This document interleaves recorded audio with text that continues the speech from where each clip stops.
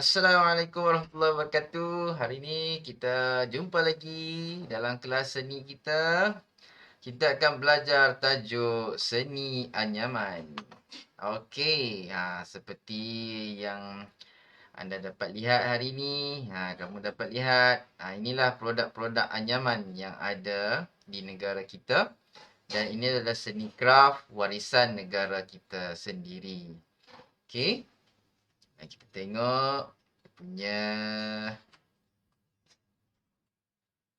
Okey, ini adalah produk seni anyaman. Kita tengok pengenalan sikit, berkenalan dengan seni anyaman itu sendirilah. Okey, tahukah anda bahawa seni anyaman di negara kita berkait rapat dengan cara hidup tradisional dan kebudayaan masyarakat Melayu? Ya, ini adalah nilai seni budaya lah.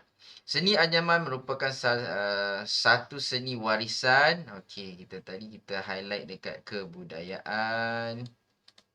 Okey. Highlight semua pula. Okey, kebudayaan. Cikgu nak highlight pada kebudayaan ni. Macam tu lah. Okey, kebudayaan, warisan. Ini semua apresiasi yang perlu kita terapkanlah dalam diri kita. Okey, bila kita belajar tentang seni anyaman. Ia digunakan secara meluas sebagai produk gunaan harian masyarakat setempat. Kegiatan menganyam tidak dilakukan pada waktu tengah hari kerana daun mengkuang. Ini macam pantang lah, pantang larang dia, tetapi ada sebab dia. Okey, daun mengkuang lebih mudah dianyam pada waktu pagi, petang dan malam. Tengah hari saja yang tak boleh. Okey, pagi, petang, malam, okey. Okey, kita tengok ni produk-produk anyaman ni. Jadi kita berkenalan dengan produk-produk yang dihasilkan lah. Okey. Okey, kita tengok kat sini ya. Persepsi seni. Prinsip asas seni anyaman. Prinsip asas seni anyaman merupakan satu proses menjalin secara silang menyilang. Cross lah. Okey, ada kalau kamu biasa buat di sekolah rendah dulu, atas bawah kan? Okey, itu kita panggil jalinan lah, ataupun kita panggil juga seni anyaman. Okey, helaian demi helaian daun mengkuang, pandan. Ini bahan-bahan seni anyaman lah. Okey, pandan, daun mengkuang, pandan, rotan, buluh. Okey lah, cikgu bolkan lah. Daun mengkuang, pandan,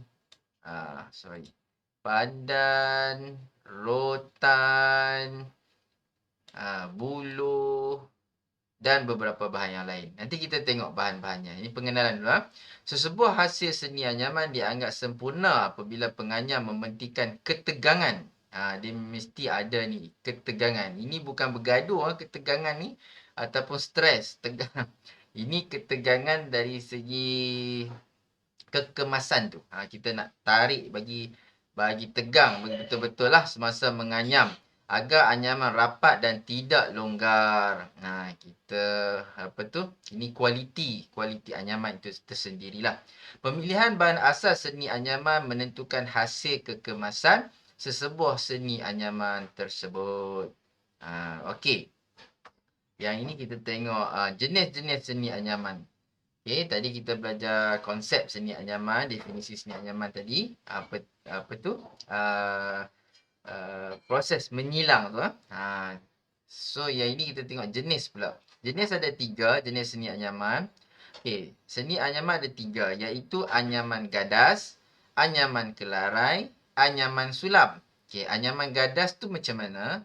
Anyaman gadas anyaman yang tidak mempunyai kelarai. Kelarai itu apa? Kelarai itu dia punya corak ataupun motif. Dia kosong je, plain. Okey. Okey.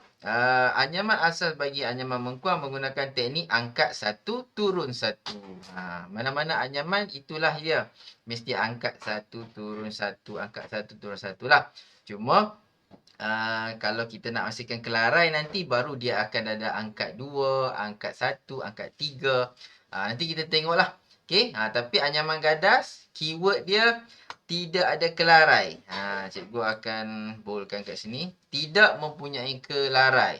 Gadas tidak mempunyai kelarai. Dia plain saja. Kalau kamu nak ingat macam mana gadas ni tak ada kelarai, kita kalau cikgu nak boleh share dengan kamu, kamu ingat perkataan gadai, kan? Bila kita gadai, apa pun tak ada dah. Bahan apa? Barang-barang kita tergadai.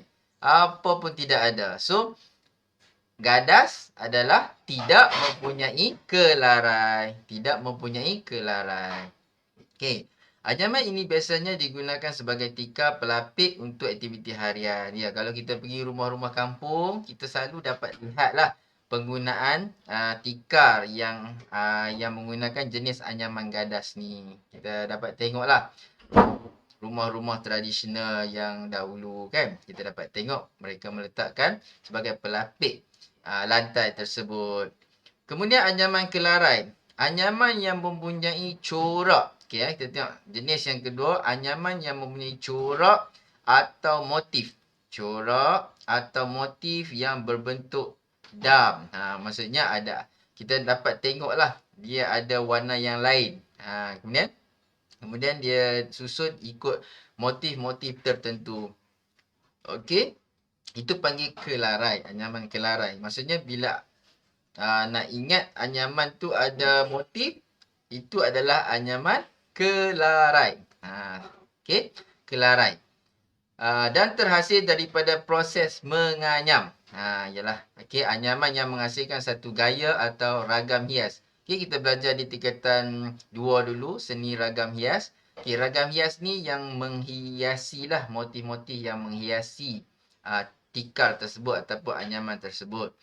Okey, menarik sebagai motif utama. Motif utama. Jadi sebagai tumpuan lah.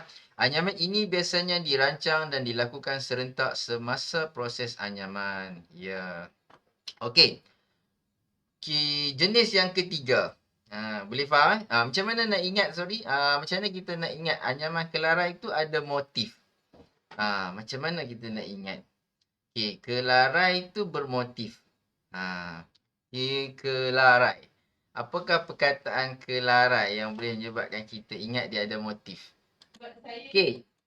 Okey, macam mana kita nak ingat kelarai ni? Kalau cikgu lah, cikgu suka imajinasi yang unik-unik sikit. Siapa yang kenal Aishwarya Rai? Pelakon Bollywood yang cantik. Model apa tu? Ratu cantik India. Satu ketika dulu kan. Rai kan. So, bila ingat kelarai, ingat Aishwarya Rai, ingat yang cantik-cantik kan. Anyaman yang bermotif ni biasanya anyaman yang cantik-cantik lah. Okey. Itu cara ingat jenis anyaman kelarai, anyaman yang bermotif. Okey, dan jenis yang ketiga ialah anyaman sulam. Anyaman sulam, anyaman untuk membuat. Anyaman sulam ialah anyaman untuk membuat bunga sulam. Ini senanglah sikit sebab istilah dia anyaman sulam, bunga sulam. Okey, dia ada kaitan dengan bunga sulam pada rombong. Okey, apa itu rombong? Ini yang kamu tengok ni, inilah adalah produk anyaman yang berbentuk 3 dimensi sikit. Okey, dia ada bekas yang bersegi-segi ni. Okey, kalau kita tengok sini, tahukah anda bakul kandung daripada mengkuang yang berbucu? Okey, rombong ini adalah bakul kandung bekas lah yang daripada mengkuang yang berbucu. Ini keyword dia, berbucu.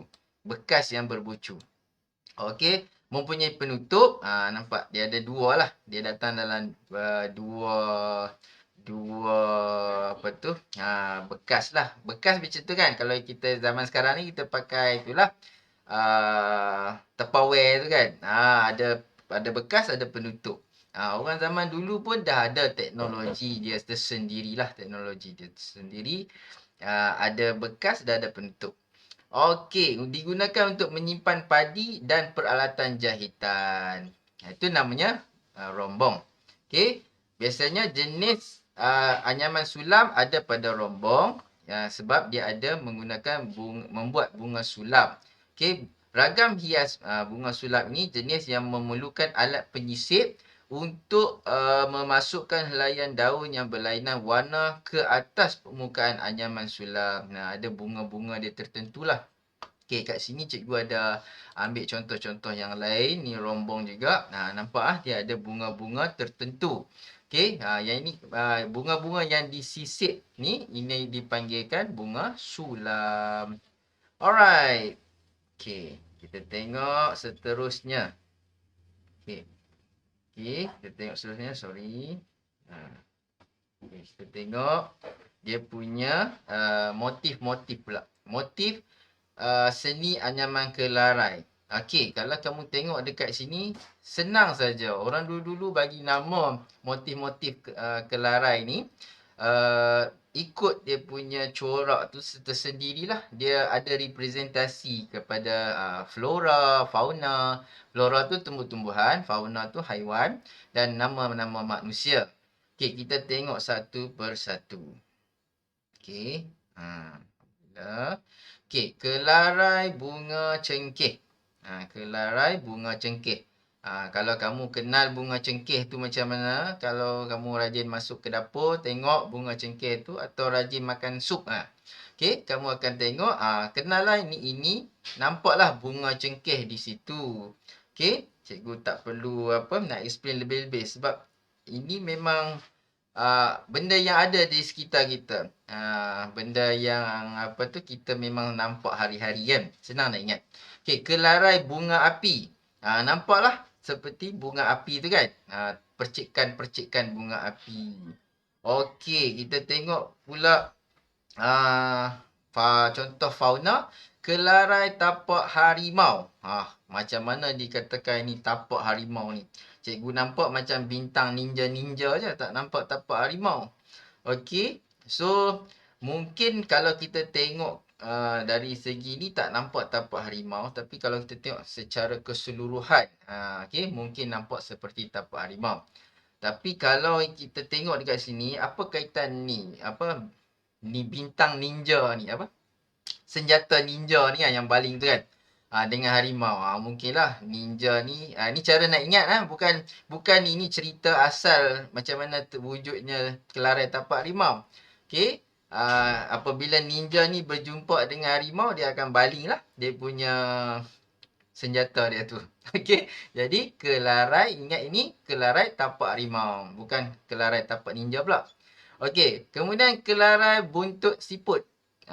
Buntut siput. Kalau kita tengok daripada kedudukan belakang siput tu, siput apa ni?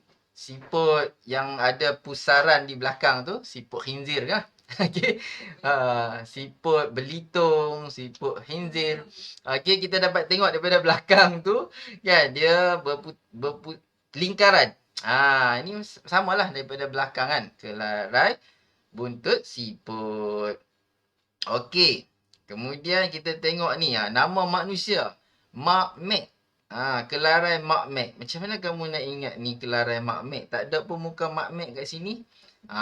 Kalau dapat kat cikgu, siap lah. Cikgu akan, bukan buat muka Mak Mek tu lah. Nanti Mak Mek tu marah cikgu pula. Cikgu nak lukis sikit. Cikgu nak lukis guna warna apa? Warna merah warna kuning lah. Okey, cikgu nak gemukkan sikit. Tebal sangat pula. Okey. Okey. Ni kita cara nak ingat dia. Ni dia tebalnya. Huruf M kat sini. M, mak. Ni M satu lagi. M, Mac. Ni bukan McDonald lah. Kelarai Mak McDonald. Bukan. Bagus juga lah kamu boleh ingat juga ni. Cikgu bukan buat lawak. Cikgu ajar betul-betul ni. Okey. Yang ini kelarai Cik Kedah berakar. Ya Allah. Kenapalah nama dia Cik Kedah berakar pula. Okey. Sekejap. Sekejap ya. Cikgu nak lukis. Ni pen cikgu besar sangat. Okey. Okey. Kelarai Cik Kedah berakar. Kedah tu. Kamu ingat yang ni Yang ini macam peta Kedah lah. Peta kawasan Kedah. Okey. Berakar pula. kawasan Kedah ni dia keluar akar. Nampak ah? Bila cikgu lukis ni, kawasan-kawasan macam ni, dia keluar akar. Jadi, kelarai Cik Kedah berakar. Boleh ingat tak? Boleh ingat. Kalau belajar dengan cikgu, insyaAllah boleh ingat. Okey, kita tengok jenis-jenis seni alatan. Okey, dah faham tentang motif, kelarai. Okey, kita tengok alatan pula. Okey, yang pertama parang. Okey, parang ni memang biasanya ada di rumah kita, senanglah. Digunakan memotong dan menetak daun mengkuang. Okey, pokok mengkuang ni nanti kita tengoklah. Pokok mengkuang ni macam mana rupa dia. Pelurut. Alat daripada buluh lepeh yang dinipiskan. Okey, buluh tu telah dinipiskan. Lepas tu digunakan untuk melurut lah. Nanti kita tengok proses. Macam mana proses melurut. Dan jangka. Jangka ialah alat untuk membelah daun. Membelah daun. Okey, membelah daun. Daripada daun mengkuang tu yang besar-besar. Bila kena jangka ni, dia akan jadi mengecil. Jangka ni cikgu suka imajinasi apa tau? Jangka. Sebab kamu tak, kalau pelurut ni kita senang sebab kita nampak macam alat urutan yang orang guna untuk mengurut tu. So kita boleh ingat pelurut. Okey, jangka ni cikgu suka apa? Imagine dia seperti tu, yang tangan Wolverine tu. Kamu tahu ke tangan Wolverine tu? Yang macam tu. Sekejap cikgu lukis ni, kira pen lain lah. Okey, tapi apa kaitan dengan jengkau pula? Sekejap. Jangka, sorry. Okey, yang tangan Wolverine. Okey, dia ada tu. Dia ada besi-besi tu. Sekejap ini dia tangan dia lipat tu. Satu, dua, tiga. Yes. Membelah daun mengkuang. Okey. So, apa kaitan dengan jangka? Wolverine ni satu makhluk yang mutant. Kita tak jangka kata dia boleh keluarkan. Dia boleh keluarkan dia punya pisau dia tu. Pedang apa tu. Nak panggil apa tu. Dia punya senjata tu daripada tangan dia. Kita tak jangka. Okay. So, jangka adalah alat dia macam ni lah. Kalau keluar soalan, kamu dah tahu dah. Kamu tengok ni, kamu ingat Wolverine, kamu tak jangka. Okey, belantan. Belantan ni alat pemukul semasa proses menitik daun. Nanti kita tengok macam mana video proses menitik daun. Belantan. Belantan ni apa pula? Belah santan. Bukan. Belantan ni macam mana kamu nak ingat ini belantan? Belantan ni macam mana ya? Sekejap, cikgu nak cuba tolong kamu. Okey, macam mana kamu boleh ingat belantan ni? Kita kalau belah-belah utara ni kita sebut kita bantai dia. Kita pukul dia. So belantan, bantan, bantai bukan bantan bantai.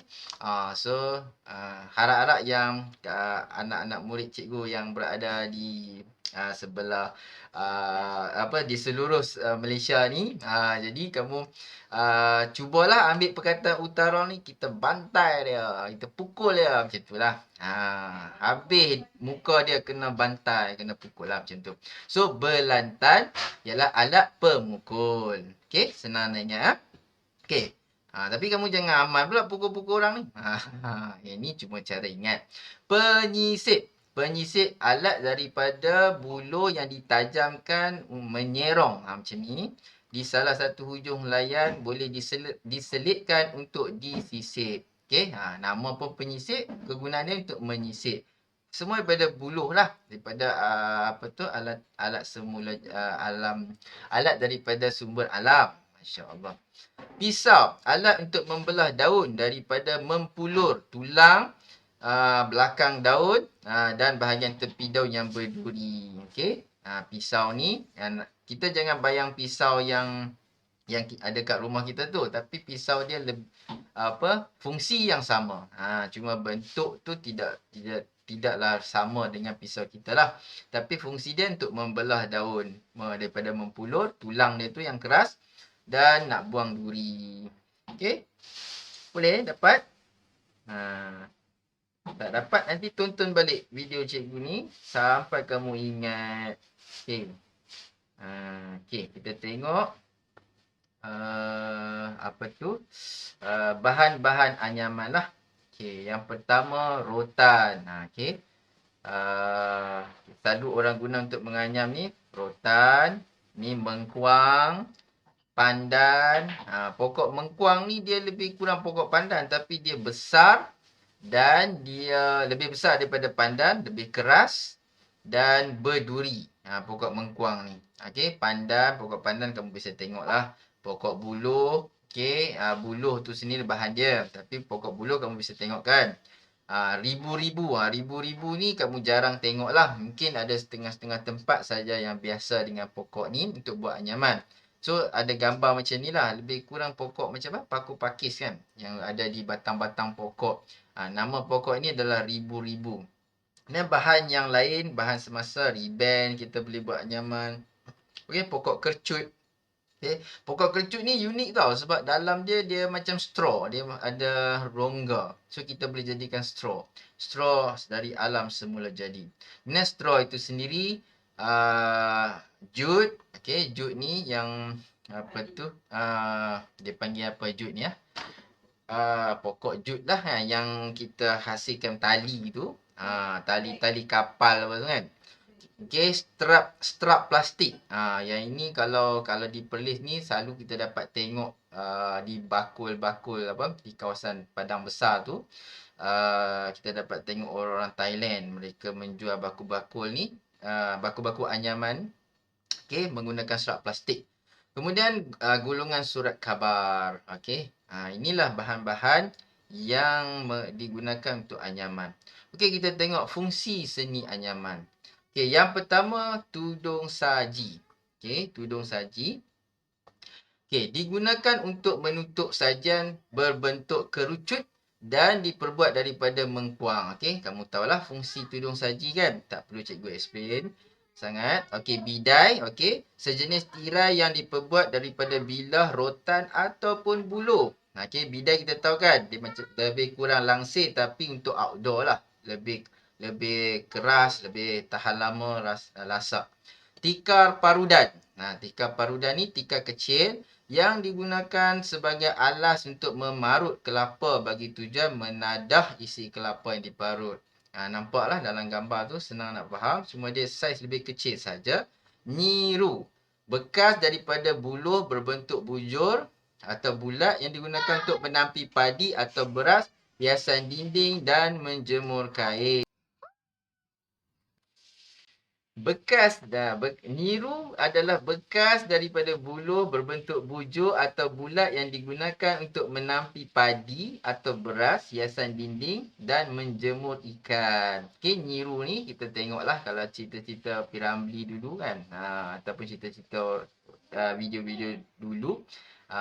Sekarang ni ada lagi tapi tak penggunaannya tak menyeluruh lah. Tapi kita boleh tengok lagi. Okey, untuk menampi padi dan sebagainya. Okey, kita pergi seterusnya. Okey, kita tengok lagi produk-produk yang produk-produk anyaman. Okey, bakul berkaki. Sekejap. Kita ambil yang atas sikit ni. Itu lekar. Okey, produk anyaman seterusnya adalah lekar, bakul anyaman yang daripada rotan, lidi atau memban yang digunakan sebagai alas periuk, kuali atau pasu. Okey, ini produk ni okey unik ya. Produk anyaman yang unik lah, kita tengok bekas-bekas orang terdahulu kan. Kemudian kita tengok yang ini beg ni dah moden sikit lah. Beg serba guna daripada anyaman mengkuang. Yang ni kita rasa produk dimensi baru. Kemudian kipas anyaman. Okey, cikgu lajukan sedikit. Bakul berkaki. Okey, nampak Okey, bakul berkat. Bakul tu berkat. Tadi bakul berkaki ada kaki. Bakul berkat tak ada kaki. Tapi dia ada tempat pemegang tu.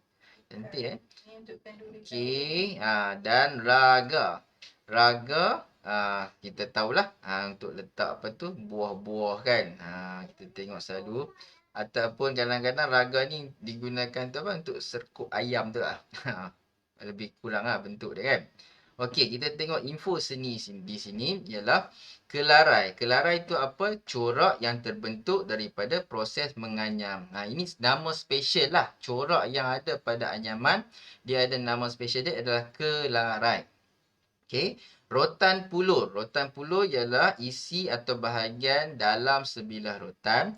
Tudung duang ialah tudung saji daripada daun sedang palma. Okey, berbentuk kubah dan berwarna-warni. Alright. Okey, kita tengok seterusnya. Okey, proses penyediaan daun mengkuang. Okey, cikgu zoom out sikit. Okey, proses penyediaan daun mengkuang. Okey, dia ada bermula dengan menetak daun. Kamu boleh tengok gambar tu. Menetak daun dilakukan pada waktu pagi atau petang untuk mengelakkan daun mengkuang layu. Daun mengkuang berusia 1 hingga 2 tahun dipotong sama panjang. Okey, kamu boleh imagine daun mengkuang tadi macam pokok pandan juga tapi lebih besar dan dan banyak duri lah.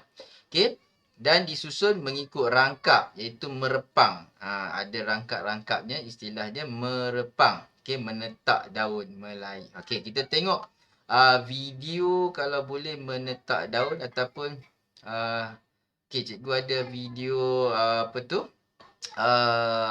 Macam mana proses ambil daun dululah. Okey, kamu nak tengok tak? Jom kita tonton je. Okey, yang ini daripada ni pokok mengkuang tadi tu, nampak betapa besarnya kalau banding dengan orang tu kan. Okey. Okey. Cikgu nak tunjuk bahagian ni je, bahagian mengambil daun mengkuang dulu. Proses mengambil daun mengkuang. Okey. Tu nampak. Dia motong tu, nampak besar kan. Tapi kena berhati-hatilah sebab dia berduri ya. Okey, menggunakan sabit. Okey. Kemudian seterusnya tadi menetak daun tadi pula. Terlepas ambil pokok, lepas tu baru dia menetak daun. Okey, kita tengok macam mana dikatakan menetak daun. Okey, cikgu dah buka bahagian menetak daun ni. Ini menetak daun ya. Tu. Itu menetak daun. Senang nak faham kan? Okey. Kemudian dah melepas menetak daun, melayur. Apa itu melayur? Daun mengkuang dilayur di atas bara api sehingga daun berwarna kekuningan.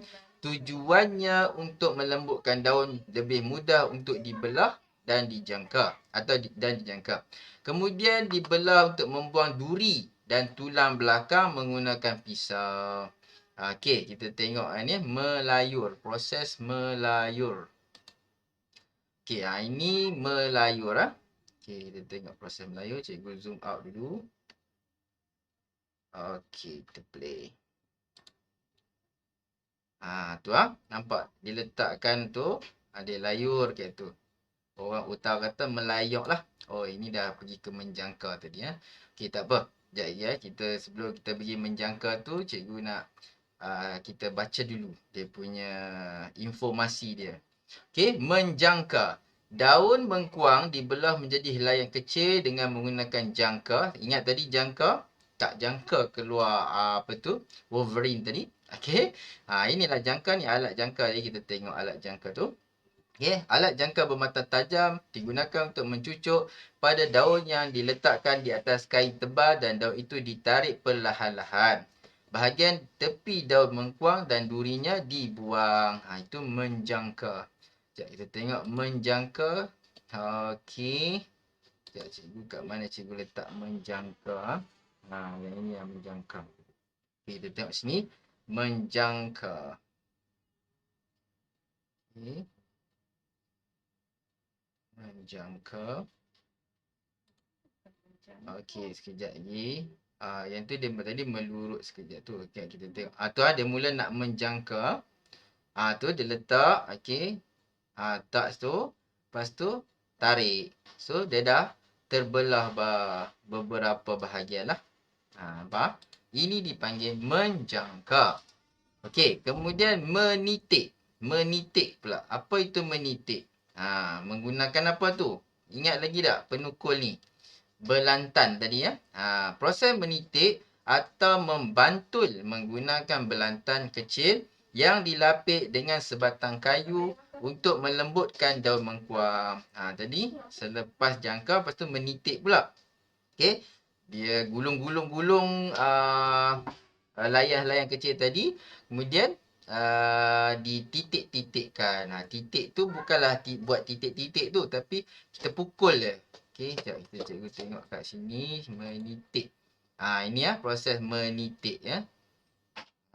Sekejap. Menitik. Okey, proses menitik. Tu nampak Menitik. Okey, dipukul-pukul. Kemudian seterusnya ialah okey, sekejap kita pergi seterusnya. Okey, yang keenam, selepas menitik kita nak merendam pula. Okey, daun mengkuang diikat dan direndam selama 3 hari 3 malam di dalam tempayan yang berisi air. Tujuannya untuk melunturkan warna hijau asli daun penyahwarnaan. Maksudnya nak daun yang hijau tadi kita memang kalau boleh tak ada dah warna hijau tadi untuk tinggal daun, warna daun ni lah. Warna daun itu dilunturkan. Okey, ini merendam. Sekejap. Kita tengok ada tak merendam. Okey, yang ini menjemur, sorry ya. Okey, merendam. Yang ini. Okay, cikgu zoom untuk kamu.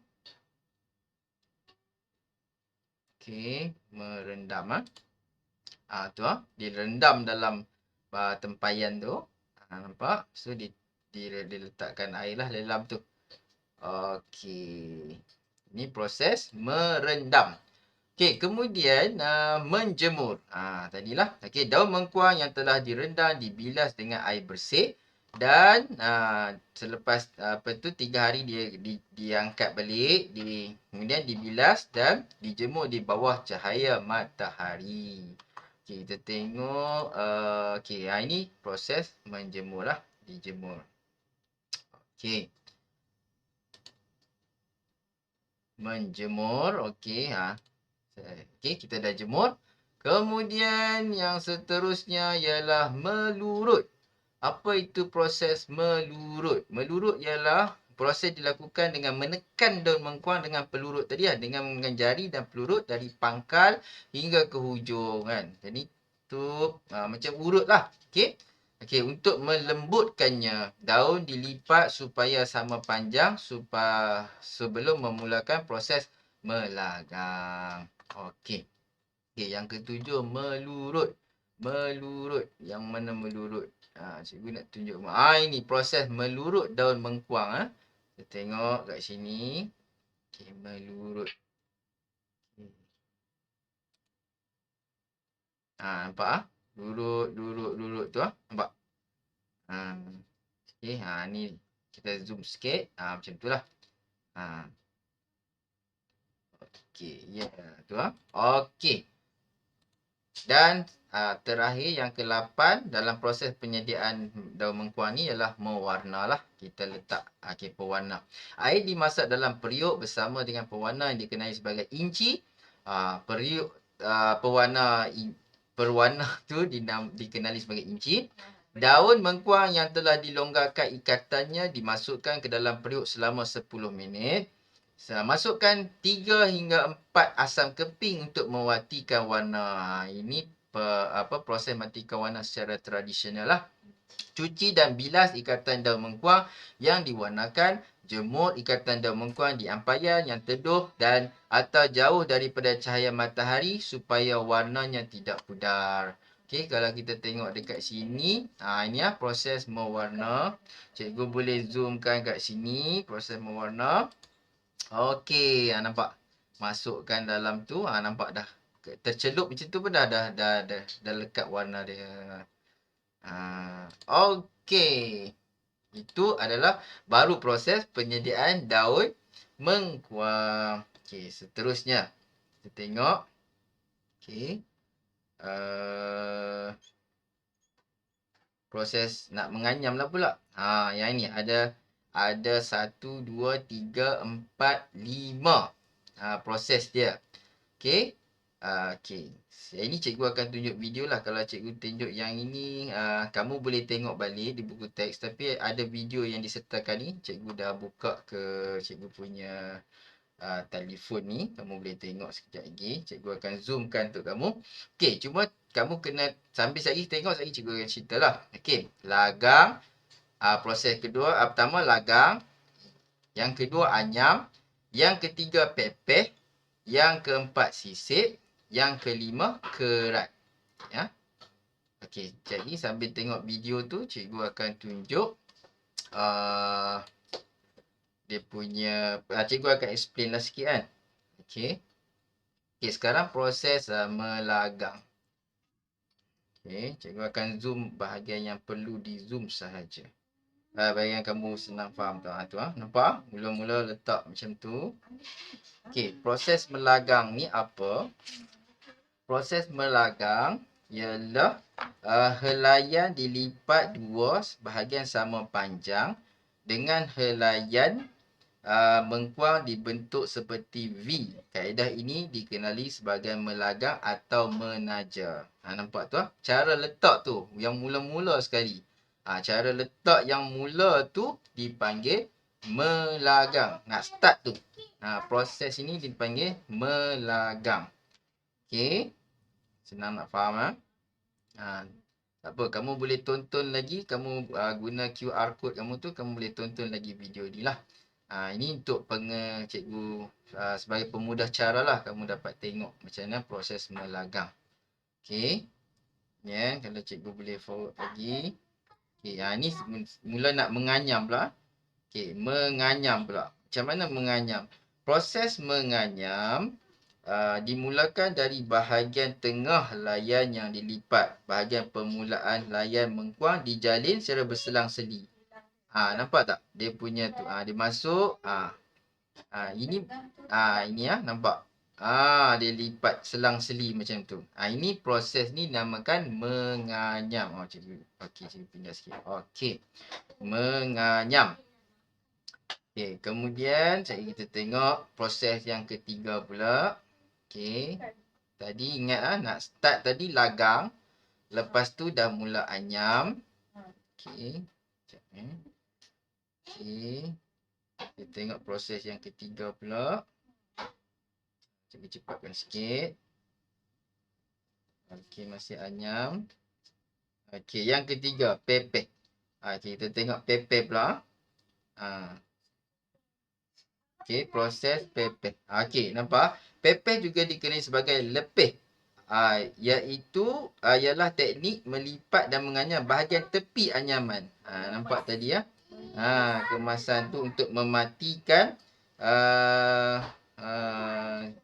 sekejap. Ini dah sampai sisip. Cikgu nak patah balik kat sini. Okey. Itu tepi anyaman untuk matikannya. Tepi-tepi itu. Sorry, dia dah pergi sisip lagi. Cikgu akan explain dulu sampai kamu faham baru kita tukar proses. Okey. Pepeh juga dikenali sebagai lepeh ialah teknik melipat dan menganyam bahagian tepi anyaman. Keyword dia bahagian tepi anyaman. Untuk mematikannya, perlepihan ialah proses menyisip helaian yang berlebihan ke dalam badan anyaman. Okey, kita tengok macam mana dia pepeh ni lah. Tu tepi tu, nampak? Kalau kata tu tepi-tepi tu nampak dia. Ini proses ni dinamakan pepeh. Okey. Cikgu nak zoom lagi tu. Tu. Okey. Alright. Nampak Okey, kita nak masuk sisip pula. Sorry. Okey, nak masuk sisip je lagi. Ini pepeh. Tu tepi-tepi tu dah. Okay, kita nak masuk sisip pula. Sekejap Okey, sisit. Okey, sisit ni, cikgu main play pause pula. Okey, tak apa. Okey, sisit ialah teknik menyambung helaian yang pendek dengan menyisit helaian tersebut pada celah mata anyam supaya anyaman tidak terburai. Inilah. Okey, yang lebih-lebihan tu, macam tu kita sisitkan. Okey, sisitkan balik. Nampak tak? Cikgu kalau boleh zoom kat situ, tu terlebih zoom pula.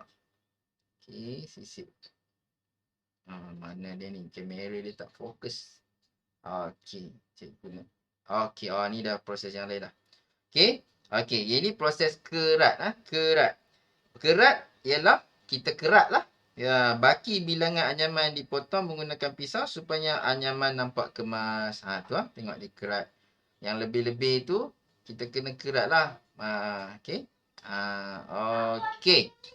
Dah boleh faham? Alhamdulillah. Okey so cikgu ulang balik perkataan-perkataan, istilah-istilah proses menganyam tikar tadi. Okey, lagang. Okey, lagang. Cikgu tukar color sikit lah. Kamu senang nampak clear kan. Okey, lagang. Kemudian anyam. Okey, pepe. Sisik dan kerat. Okey. Okey, semua ni cara nak ingat dia, cikgu ada satu student dia cuba nilah buat akronim yang lebih senang kamu ingat. Tapi proses tu kamu kena faham lah. Tapi cara nak ingat 5 step tu, 5 aliran ni, lagang, bermula dengan lagang ni, kamu ingat lap sikit. Lap sikit. Biasa lap L-A-P, lagang, anyam, pepe. Sikit tu SK lah. Okey, sisit dengan kerat. Okey, sisit dengan kerat. Lap sikit. Senang nak ingat. Okey, insyaAllah. Cuba ingat dengan baiklah. Okey, yang terakhir iaitu rupa bentuk tikar. Okey, dia ada bahagian-bahagian. Bucu tikar memang dibuculah. Badan tikar ni keseluruhan ni kita panggil badan tikar. Okey, tepi tikar di tepi-tepi ni. Okey, dan kepala tikar di bahagian antara dua tepi tikar yang menentukan panjang tikar. Okey, ini kepala tikar. Okey, apa yang kamu belajar hari ni ialah seni anyaman satu proses menjalin silang. Ini definisi dia, silang menyilang tadi. Bahan yang dibetulkan proses mengikut aturan. Kamu belajar iaitu proses, okey, yang lap sikit tadi, jenis anyaman, motif kelarai anyaman, alatan anyaman dan bahan anyaman. So, Alhamdulillah kita dah selesai kelas seni anyaman kita. Cikgu harap kamu dapat ingatlah semua apa yang cikgu ajar ni ataupun faham. Kalau tak faham boleh komen dalam ruangan di bawah. Dan jangan lupa untuk jawab soalan-soalan yang telah diberikan. Okay, jumpa lagi insyaAllah. Bye-bye. Assalamualaikum warahmatullahi wabarakatuh.